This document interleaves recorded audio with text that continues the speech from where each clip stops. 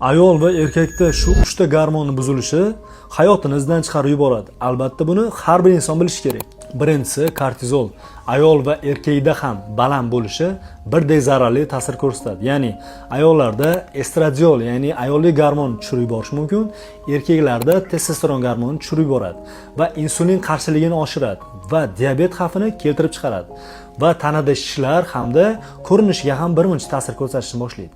Ikkinchisi prolaktin. Bu ayollarda yuqori bo'lishi, hayz siklining buzilishi hamda jinsiy kasalliklarga olib kelishi mumkin.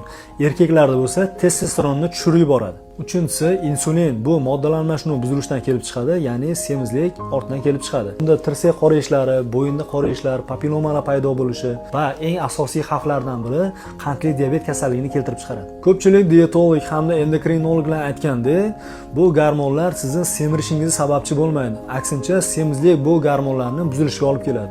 Bu videoni gormonal fondan semiryapman degan tanishlarga yuborib qo'yamiz.